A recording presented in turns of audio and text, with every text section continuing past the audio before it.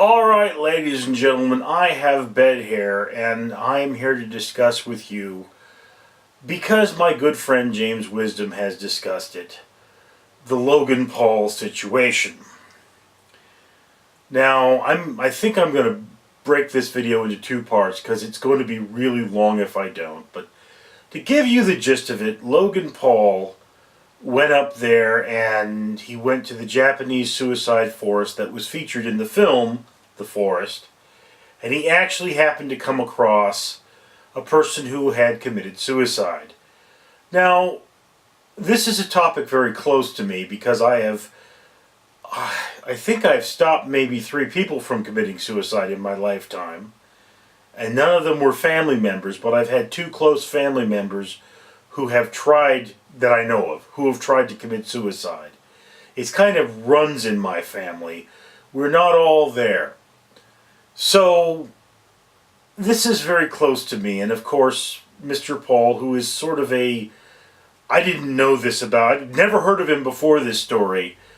He is a guy that came out there and is a insult artist. He's the kind of person that goes and insults you or gets views because of a sort of a prank format. I've never seen his work. I don't know how true that is.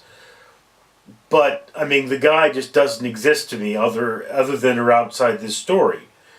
And one of the big things about this situation is not only did he do this and post footage of it and show close-ups of the victim's face, but it was placed online and YouTube didn't take it down. And here is the thing. Firstly, I don't believe YouTube is actually required to take it down. He's not doing anything in the video that's illegal. It's not child abuse. It's not animal abuse. I mean, he's just simply found something. So, I mean, I believe it's legal for me to, if I saw an animal that had been hit by a car, it's legal for me to take a picture of it and put it on YouTube. I can't monetize that. YouTube has a rule that they will not monetize tragedy. They will not profit from tragedy. But the thing is, of course, is that this is in incredibly poor taste. And, you know, you can say that his reaction in the video is due to shock. He's shocked by the events that he's seeing. They are... I mean, most of you probably, if you've been in a room with a dead body, it's at a funeral. And that dead body is cleaned up and all that. Whereas being in the room with an actual dead body, I mean, it's a very different experience, you know. The things that happen to a body shortly after death tend to be not entirely dignified. You know, it's one of those kinds of points. So this is an extremely poor taste. But then it's the fact that after this happened, you then, you know, posted this online. You took the time to let it upload and you didn't think about it. Kind of shows that Logan Paul is pandering and that he is not truly invested in the event emotionally, that he's just trying to make money off of it.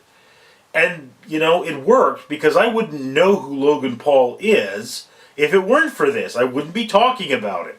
So, there is that. So, yeah, here's the thing. I actually wrote a letter to Logan Paul, and I sent it to him over Facebook, and you can read that letter on my blog, Letters to Cassie and Other Folks. I posted it the same day the news talked about this, where I told Mr. Paul what he can do, what he should do in this situation, is he should basically go out there and find 10 people who suffer from depression or have suicidal tendencies and do something to make their life better. Now, mind you, this guy has, you know, 15 million subscribers, so it's not very hard for him to do that.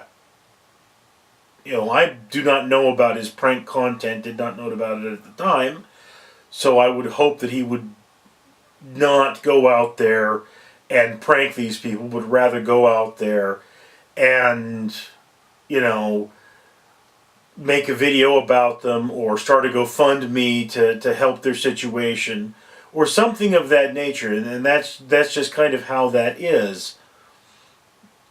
I mean, it's like, yeah, this is a guy who could change my life with a tweet.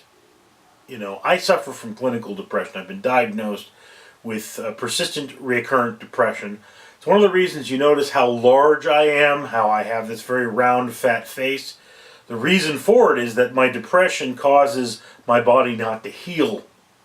So I can't really go to the gym and work out, because when I do, it just wears my body out. I will actually wind up with lesions on my skin rather than, you know, burning a lot of calories. It's just not helping to do that. So there's that thing. This is a guy, and I'm sure that there are hundreds of YouTubers, I'm sure that there are hundreds of YouTubers, I'm hanging a lantern on that, who have clinical depression and could definitely be very heavily helped by Logan Paul. But again, assuming he gets as little as $1 from each one of his subscribers per year, this is a guy who could take the amount of money he makes in 1 year, he's a young guy, and just basically go to 15 people and say, boom, you never have to worry about anything for the rest of your life. I mean, you know, it's just how that is. So, yeah, here's that thing, is that if Logan Paul really cared about depression and he really wanted to help people, he'd put his money where his mouth is. And I don't see him doing that. So I'm not going to follow him too much because I don't care. But that's my opinion on this subject. I personally think he's a fraud. His apologies are hollow unless he goes and does that. And you can comment him in the comments below if you want to. Yes, he has done that.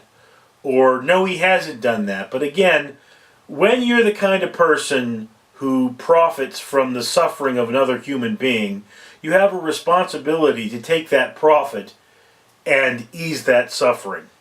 That's my opinion. It is only my opinion, and I understand that many people will disagree with me. I am Richard Leland Neal.